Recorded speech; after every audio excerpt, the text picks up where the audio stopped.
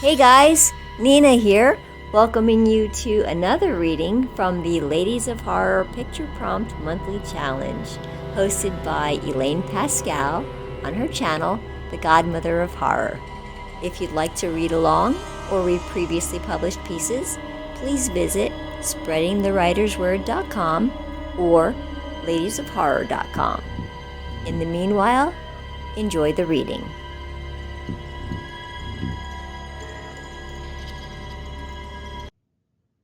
The Abyss of Sorrow by Kathleen McCluskey.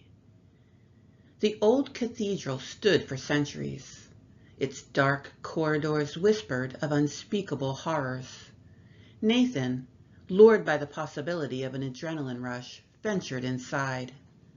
The moment he crossed the threshold, the outside world ceased to exist. The narrow, arched hallway was shrouded in darkness. The only dim light emanating at the end of the hallway was from a large stained glass window that seemed to call to Nathan. The atmosphere was thick and oppressive. The stifling heat was almost unbearable. The scent of mildew and decay wafted through the air. Each step echoed ominously. It was as if the building was alive and listening. As Nathan approached the windows, he felt an inexplicable pull.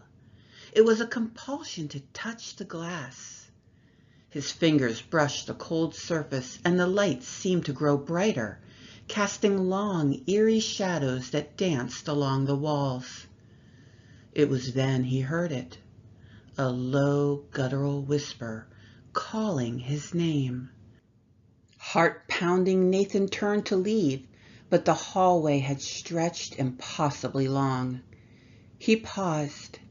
The exit was now a distant memory. Panic surged through him. Beads of sweat formed at his brow. He continued to mindlessly stroke the glass like a lover as a sharp piece of protruding metal from the panes sliced his palm open.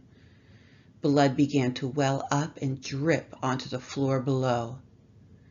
The whispers grew louder, transforming into a chorus of agonized cries. Each voice was filled with torment and despair. His blood seeped into the cracks of the ancient stone floor. It vanished as if the cathedral itself were drinking it. Suddenly, the ground trembled. A large fissure opened at Nathan's feet. From the darkness below, a demonic entity emerged, its massive ram's horns almost touching the ceiling, and its eyes burned with a malevolent hunger. The smell of sulfur swirled around the beast. It towered over Nathan, its form shifting and writhing as if it were made of shadows and flame. The air around him became filled with static as it crackled and hummed with dark energy. The demon's voice was a symphony of terror that echoed through the hallway. "You have awakened me," it hissed. "Your blood has sealed your fate." Nathan stumbled backward. Sheer terror blurred his vision. The demon's clawed hand reached out. With a swift, brutal motion, it seized Nathan by the throat. His screams were cut short as the demon effortlessly lifted him into the air. Its grip was like iron. The demon dragged Nathan toward the fissure, its laughter mingling with the cathedral's sinister whispers.